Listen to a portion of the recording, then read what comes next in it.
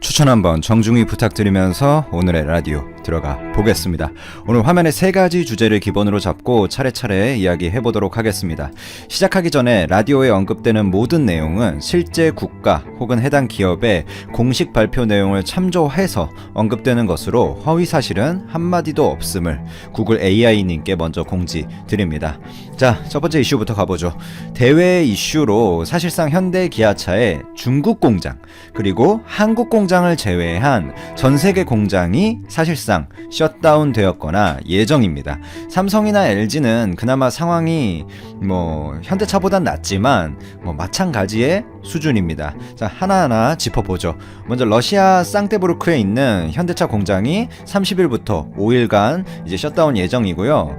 블라디미르 푸틴 러시아 대통령이 이제 휴무를 선포 조치를 했죠. 그러니까 이거는 빼박 수준이고, 현대차 터키 공장 역시 27일부터 이제 오늘부터죠, 가동을 멈추기로 했고, 이건 아예 재개를 언제 할지도 정해지지 않았어요. 그리고 현대차가 이제 미국의 엘라베마라든지 체코, 브라질의 그 상파울루, 그리고 인도 첸나이 공장, 그리고 기아차로 치면 조지아, 미국 조지아라든지 슬로바키아, 인도 안드라프레데시, 여기 멕시코 공장도 있고, 이런 데들이 다 가동을 이미 중단했거나 멈출 예정입니다. 그러니까 조금의 약간의 차이는 있지만 결론적으로 그냥 모든 걸 단순화시켜서 한마디로 이야기하면 한국, 중국 빼고 정말 소수 빼고는 다 글로벌 생산 기지가 셧다운 됐다, 그리고 곧 있으면 된다, 요 정도로 정리할 수 있을 것 같습니다. 이제 사실관계만 이제 짚어드리고요. 다음으로 삼성을 보면 30일부터 다음 달 12일까지 브라질의 그 남동부에 있는 그 상파울루주의 캠피나스 공장이 또 가동을 중단하고, 지난 24일부터 북부 그 아마조나스주 마나우스 공장이 다음 달 12일까지로 원래보다 더 연장해서 이제 가동 중단을 하고요. 브라질과 중남미 지역에, 그러니까 이 공장들은 스마트폰이나 TV, 그리고 가전, 이런 것들을 생산하는 곳이라고 이해하시면 크게 틀리지 않습니다. 그리고 이 정도가 이제 삼성은 전부인데, 미국 쪽에 있는 예를 들자면 사우스캐롤리나에 있는 가전 공장 같은 것들, 그런 게 지금은 정상 가동되고 있습니다. 오해는 없으시길 바라고요. 근데 지금의 상황을 보면 셧다운 가능성이 충분히 있다라고 이제 업계 전문가들이 예측을 하고 있고, 마지막으로 LG를 보면 이날 미국 테네시주 클락스빌에 위치한 세탁기 공장 이 가동을 30일부터 다음 달 12일까지 이제 중단되는 거고, 이게 월 한 10만 대 정도, 그리고 근무 인원수로 치면 한 600명 정도가 하고 있는 그런 곳이고요. 인도 쪽에 있는 노이다나 푸네 이런 데 있는 가전 스마트폰 생산 공장도 정부의 이제 봉쇄령에 따라서 다음 달 14일까지 중단 기간을 연장하고요. 이것들은 다 기업들에서 공식적으로 다 발표한 내용을 제가 거의 그대로 그냥 읊어드릴 뿐입니다. 이 이슈는 또 매우 예민한 이슈이기 때문에 이런 구체적으로 이미 발표가 돼서 다들 알고 있는 그 사실관계만 좀 정리해서 업체별로 전해드리고, 제 주관적인 이야기는 배제를 하고 다음 주제로 넘어가 보겠습니다. 2월 글로벌 스마트폰 판매량이 발표가 됐죠. 삼성이 1위를 수성했습니다. 전세계 스마트폰 판매량 추이로 보면 작년 9월쯤에 상승량이 정점을 찍고 계속해서 그 감소세를 이어갔는데, 이번 2월에 전 세계적으로 무려 전년 동기 대비 14%의 감소치를 기록했고, 출하량 기준으로 보면 18%, 그러니까 판매량으로 14%, 출하량, 그러니까 생산량으로 보면 한 18% 감소를 했다, 이렇게 보시면 될 것 같고요. 아무래도 2월에 가장 핫한 나라는 중국이었기 때문에 중국에서만 38%가 감소를 했습니다. 물론 오프라인 판매가 이제 일전에 저희 돈 되는 라디오에서도 전해드린 것처럼 중국에서 오프라인에서 판매되는 스마트폰 판매량은 50%가량 감소를 했죠. 그러니까 그게 애플의 스토어라든지 이런 게 다 셧다운 됐었으니까. 근데 그 수요가 일정 부분 요즘 온라인이 잘 돼 있기 때문에 온라인으로 대체되면서 38% 정도 전체적으로 감소하는 것으로 결론이 났습니다. 물론 중국은 이제 공급과 수요 측면에서 회복세를 타고 있는데, 이제 다른 곳이 또 문제죠. 어쨌든 그 이야기는 생략하고, 아무래도 2월만 보면 삼성이 애플보다 중국에서의 어떤 매출 비중이 작기 때문에 감소세가 적었고, 애플이 직격탄을 맞았지만 이 3월을 포함한 이유를까지 보자면 미국 유럽에서의 판매 비중이 절대적인 삼성에게 지금 상황이 뭐 그렇게 좋게 흘러가는 것은 아니다라고 개인적으로 판단하고 있습니다. 그거에 이제 이미 외인의 매도세로 삼성전자 주가의 일정 부분 반영이 되어 있는 거고요. 하지만 근본적인 측면에서 장기적으로 보면 이번 이슈는 결국에 그 흐름을 보시면 다들 아시겠지만 결국은 극복할 수 있는 선으로 해석이 되고 있고, 스마트폰이라는 이 소비재가 선택적 수요에 의한 소비재임은 본질적으로 맞지만, 그러니까 스마트폰을 안 쓰는 사람도 있잖아요. 그러니까 선택적 소비재임은 맞지만 대부분 일정 나이 이하로 어떤 축소를 해놓으면 필수제로 이미 자리를 잡았고, 뭐 50세 이하, 40세 이하 이렇게 잡으면 필수제로 이미 자리를 잡았고, 생필품처럼 지금 워런 버핏도 스마트폰으로 넘어왔잖아요. 생필품처럼 일정 위기가 지나가면 다시 교체 수요가 더 받쳐줄 것이다. 그때 이제 패스트 팔로워의 모습을 던져버리고 이런 폴더블 폰과 5G로 퍼스트 무버로서의 모습을 보여주고 있는 삼성이 이 IM 부분에서는 분명 반등의 여지가 있다라고 개인적으로 판단을 합니다. 뭐 DS 부분, 그러니까 디바이스 솔루션, 반도체랑 디스플레이가 디바이스 솔루션이죠. 디스플레이도 차량용에도 이제 디스플레이가 많이 적용이 되고 있고, 그 LCD 부분에서 어느 정도 탈피를 했기 때문에 뭐 LG 디스플레이한테도 긍정적으로 좀 보고 있고요. 근데 삼성 디스플레이는 한 가지 좀 위기 요소가 이제 BOE가 중소형 디스플레이 쪽으로 밀어붙이고 있다는 게 조금은 불안 요소긴 하지만, 근본적인 기술력 격차는 아직도 한참 벌어져 있고, 애플이라든지 이제 그 삼성폰에 들어가는 그 OLED 디스플레이는 절대적인 양을 삼성이 다 공급을 합니다. BOE는 푼지 테스트도 떨어졌고요. LG가 그나마 조금 한 10% 정도 공급하고, 어쨌든 그 정도 상황이고, 반도체로 봐도 현재 유튜브, 뭐 구글 등 또 뭐 페이스북 이런데 영상 화질을 강제로 낮출 만큼 사람들이 재택근무라든지 뭐 그런 쪽으로도 그렇고 트래픽이 폭발하고 있는 것은 삼성에게 당연히 좋은 요소죠. 서버용 반도체 수요에 있어서. 자, 이 정도로 두 번째 주제 마무리하고 마지막 주제로 가보죠. 이 주제는 이제 글로벌적은 아니고 우리나라 한국 안에서는 좀 굉장히 또 예민할 수 있는 국가적 주제라서 제 개인적인 의견 없이 발표된 사실만 이것도 나열하도록 하겠습니다. 이 산업은행이 보도자료를 오늘 낸 거죠. 이번 사태로 인한 이 금융시장 경색으로 유동성 부족에 직면한, 유동성이란 것은 그거죠. 이제 두산중공업의 이야기인데, 현금 흐름이 캐시플로우가 조금 두산중공업이 당장 좀 빚을 갚을 뭐 예를 들자면 뭐 단기 사채라든지 이런 것들이 보다 갚으려면 뭔가 매출 채권이나 뭐 선지급금 이런 거 받아서 갚거나 뭐 이래야 되는데, 그런 현금 흐름이 조금 그런 거를 신용 경색 뭐 이렇게 표현을 하는데 좀 안 좋다. 그거에 대해서 이제 대주주 등의 자구적 노력, 그러니까 자기가 노력한다는 걸 전제로 채권단이 긴급 운영자금 1조 원을 지원하기로 결정을 했습니다. 요거에 대해서 산은과 그 쪽에서 처음에는 우린 그런 지원한, 그러니까 두산중공업에서 먼저 공시를 냈어요. 1조 원 대출이 결정됐다. 근데 산은이 나는 그런 거 대출해 준다고 한 적 없다 이러면서 엇박자를 냈는데, 아무래도 두산중공업에서 일단 어느 정도 당연히 그거는 두산중공업이 미친 것도 아니고 당연히 어느 정도 그 아랫선에서의 교류는 이루어진 상태였겠죠. 근데 땅땅땅 하기 전에 두산중공업이 먼저 공시를 낸 거죠. 왜냐면 마음도 급하고 이거 안 되면 지금 회사 큰일 나게 생겼으니까 공시를 낸 것 같은데, 어쨌든 뭐 마무리는 잘 돼가지고 1조는 뭐 지원을 받는 걸로 결정이 됐고, 이번 지원이 이제 이 말들은 다 제가 말하는 말들이 아니에요. 최대현 이번에는 산은의 기업 금융 부분 부행장이 또 브리핑에서 말한 게, 이번 지원이 구조조정 원칙에 따라 모든 이해관계자, 그러니까 계열사 애들도 있고 대주주도 있고 두산의 임직원분들도 있고 저도 뭐 아는 분들이 있는데, 다른 어떤 채권 금융기관도 형평성 있게 분담을 해야 된다. 그리고 이 채권단이 지원 의지를 바인 만큼 회사가 조기에 또 캐시플로우가 정상화되길 바란다, 뭐 이런 말들을 했었죠. 구체적으로 보면 계열사 지분과 두산 타워 있죠. 그것을 담보로 전체 채권액은 4조 9천억 원, 이 중에 국내 은행이 보유한 채권이 한 3조 정도 되고, 수출입은행이 1조 4천억 원, 그리고 산업은행이 좀 가장 1조 그리고 산업은행이 그 7,800억 원 그 정도 되고, 우리은행이 2,270억 원, 그리고 SC 그 제일은행이 한 1,000억, 1,700억 원?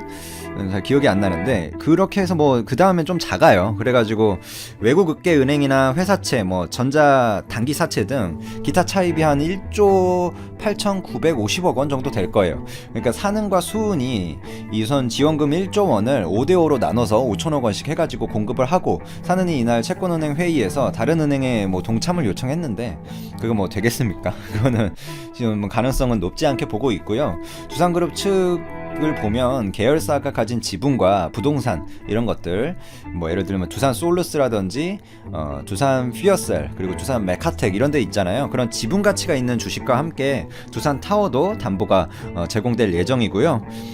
담보 가치는 이제 지원금액에 조금 더 이제 상응할 것으로 보이고, 오너 3세 4세들이 보유한 주식을 담보로 잡고 뭔가 경영 정상화에 진짜 끝을 보겠다, 뭐 요런 태도로 일단 두산중공업이 임하는 것 같습니다. 근데 뭐 상황은 그렇게 좋지가 않죠. 여러 가지 금융시장 불안으로 인해서 자금 조달이, 신용 세사채 이런 걸로 통한 자금 조달이 지금 굉장히 어려운 상황이고, 지난 17일부터 또 두산중공업과 그 비슷한 그 신용 등급, 그러니까 BBB 등급 기업은 기업 어음, 그러니까 CP죠. 그다음에 전자 단기사채 뭐 이런 것들 발행은 사실상 막혔고요. 게다가 두산중공업이 이제 발전 수요 급감이나 원전 발주 감소, 이게 뭐 정치적으로 생각하시는 분들도 많은데 저는 그런 차원에서 얘기 드리는 건 아니고 그냥 사실입니다. 그래서 매출이 지금 급감했고, 그러므로 인해 신용 등급이 지금 BBB보다 더 내려갈 수도 있다, 뭐 이렇게 일단 보고 있고요. 두산중공업 입장에서는 지금 뭐 밥캣이라든지 두산 인프라코어 같다든지 그나마 나은 그룹 내 회사들까지 매각에 대해서 검토할 정도로 지금 캐시플로우가 유동성이 힘든 상황이다, 뭐 이 정도로 정리하겠습니다. 감사합니다. 미국과 이란의 갈등이 점점 심화되고 있습니다. 이란이 붉은 깃발을 이미 개양했고, 대통령과 수석 군사보좌관이 미국에 대한 반격 조치를 천명한 만큼 이란은 확실히 칼을 뽑았습니다. 소식을 전해드렸다시피 미국이 이란의 군부 실세 카셈 솔라이마니 쿠드스군 사령관을 공습한 지 이틀이 지났지만 양국의 긴장감은 좀처럼 가라앉을 기미가 없습니다. 양국 지도자가 연일 살벌한 말폭탄을 쏟아내고 있고, 실제로 무력 충돌 가능성에 대비하는 듯한 조치들이 속속 실행에 옮겨지고 있는데요. 일각에서는 전면전, 군사 충돌의 우려까지 나오는 가운데 국제사회에서의 외교전도 숨가쁘게 진행되고 있습니다. 일단 이란에 대해서 기습 공격을 단행한 미 트럼프 대통령은 본인의 트위터에 아주 무서운 내용의 글귀들을 남기고 있는데요. 이란은 오랫동안 세계사회의 골칫거리였을 뿐이다면서 이미 미국은 이란의 52곳을 추가 공격 목표 지점으로 정해놨다고 밝혔고, 이는 이란이 오랫동안 인질로 잡은 미국인 숫자와 같은 만큼 굉장히 상징적인 부분이라고 볼 수가 있습니다. 이란이 미국에 대해 보복 조치, 미국 기지나 미국 자산이나 미국인들을 공격한다면 즉시 최신 무기를 사용하겠다는 입장을 밝혔는데요. AP통신에 따르면 이미 미국 파리 공수부대 대응 병력 3,500명 정도가 수일 내로 중동에 배치될 계획이라고 밝혔고, 지난주 초반 바그다드 미국 대사관이 이라크의 친이란 시위대에 공격받은 데에 따라 중동으로 긴급히 파견된 병력 700명과 합류해서 4,000명 이상의 병력을 확보할 예정으로 알려져 있습니다. 이란은 이러한 트럼프 대통령과 미국의 압박에 전혀 물러설 생각이 없는 것으로 보이는데요. 이란 국영방송의 보도에 따르면 이란 중북부 지역에는 이미 붉은 깃발이 개양되기 시작했습니다. 이 붉은 깃발의 의미가 무엇이냐? 잠카런 모스크의 붉은 깃발은 순교의 피가 흐를 격렬한 전투가 임박했다는 것의 상징물이고, 이는 이슬람과 이란이 적에게 보내는 공식적인 경고라고 해석이 됩니다. 실제 붉은 깃발을 개양하려 온 종교재단 관계자들은 3일 미국의 폭격에 사망한 솔레이마니 사령관의 영정을 앞세우고 모스크 옥상까지 직접 올라갔다고 합니다. 솔레이마니 사령관을 살해한 미국에 대한 보복의 뜻으로 이 깃발을 개양했다는 의도를 분명하게 드러낸 것이죠. 발톱을 뽑은 것입니다. 하산 로하니 이란 대통령은 이 유족들을 조문한 자리에서 솔레이마니 사령관의 딸로부터 다음과 같은 질문을 받았다고 합니다. 누가 우리 아버지의 복수를 해줄 수 있겠냐라는 물음을 받자 우리 모두 다 이란 모든 국민이 선친의 복수를 할 것이라고 답변해서 미국에 대한 보복 의지를 공식적으로 밝힌 상태입니다. 로하니 대통령은 미국은 자신이 얼마나 큰 실수를 했는지 모른다면서 그들은 이번 범죄라고 아예 규정을 했습니다. 이번 범죄에 대해 엄청난 대가를 마주하게 될 것이라고 경고했고, 이런 상황에서 미 대사관이 있는 그린존과 알 발라드 기지 등에 잇따라 폭격이 발생했습니다. 그러면서 현지의 긴장감은 더 높아지고 있는데요. 이러한 폭격의 배후가 정확히 어딘지는 밝혀지지 않았지만 이라크 친이란 시아파 민병대의 소행일 가능성이 당연히 유력하게 제기가 되고 있죠. 이란의 군사 수석 보좌관 호세인 데르건이라는 인물이 미 CNN과 얼마 전에 인터뷰를 했습니다. 이 방송 인터뷰에서 이란의 대응에 대해서 이야기를 했는데요. 틀림없이 군사적일 것이라고 언급을 했습니다. 심지어 그 대상은 미 군사기지가 될 것이라고 천명을 했고, 일부 외신 보도들에 따르면 미국 백악관이 타겟이다, 이러한 이야기도 나오고 있어요. 전쟁을 먼저 시작한 것은 미국이고 그들의 행동에 따른 마땅한 대응을 받아들여야 한다고 언급했고, 이어서 트럼프 대통령은 국제법을 전혀 모르는 사람이고 유엔의 결의도 인정하지 않는 인물이라고 맹비난하면서 그를 폭력배에 비유했습니다. 얼마나 분노하는지 느껴지는 부분이죠. 실제 트럼프 대통령이 추가적인 공격 지점으로 서두에 언급드렸듯이 이란의 52군데를 새로 지정했죠. 여기에는 이란의 많은 문화 유적지 등도 포함이 되어 있는데, 미국이 이란의 오랜 역사가 담긴 이 문화재 유적지를 공격할 경우 어떻게 대응할지 묻는 질문에는 미국 직원도 미군 기지도 어떠한 미국 선박도 안전하지 못할 것이라면서 강도 높게 경고를 했습니다.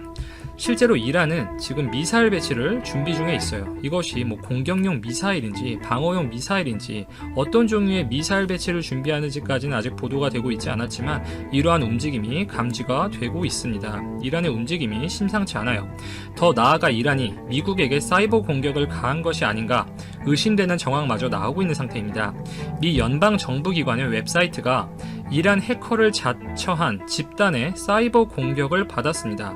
미국 연방 출간물 도서관 프로그램 FDLP의 웹사이트가 4일 해킹되면서 운영이 중단되었는데요. FDLP 웹사이트의 초기 화면은 신의 이름으로 이란 이슬람 공화국 등의 영어, 페르시아어 글귀와 이란 국기, 아야톨라 알리 하메네이 이란 최고 지도자 등의 이미지가 들어간 페이지로 갑작스럽게 교체가 되었습니다. 트럼프 미국 대통령이 이란이라는 단어 아래에 뻗어나온 주먹에 맞아 입에서 피를 흘리는 모습의 합성 이미지도 들어갔다고 하는데요. 그 이미지 아래에는 이란 사이버 시큐리티 그룹 해커스에 의해 해킹되었다라는 글귀가 적혀 있었다고 합니다. 해커들은 또 이것은 이란의 사이버 능력의 작은 일부일 뿐 우리는 언제나 추가적인 조치들을 준비한 상태라고 덧붙였으며 5일 현재 FDLP 웹사이트는 해커들이 만든 페이지는 즉각적으로 확인되어 사라졌지만 여전히 이렇게 서버는 복구되지 않은 상태이고, 해당 프로그램은 연방 정부의 각종 출간물을 무료로 제공하는 역할을 하는 연방 정부 기관입니다. 실제 이란의 경고성 사이버 보복일 수도 있고, 아니면 이번 미국과 이란의 갈등 중간에 이란을 가장한 다른 독립적인 사이버 테러 단체, 해커 단체일 수도 있겠죠. 그러나 만약에 이것이 이란의 정말 사이버 보복의 초기 시작이라면 상황은 매우 급박하게 돌아가고 있는 것입니다. 이미 중국과 러시아는 이렇게 반응을 하기 시작했어요. 이렇게 공식적인 입장들을 내놓고 있죠. 어제도 소식을 전해드렸는데 미국을 일단 비판하기 시작했습니다. 충분한 명분이 없다는 것이었겠죠.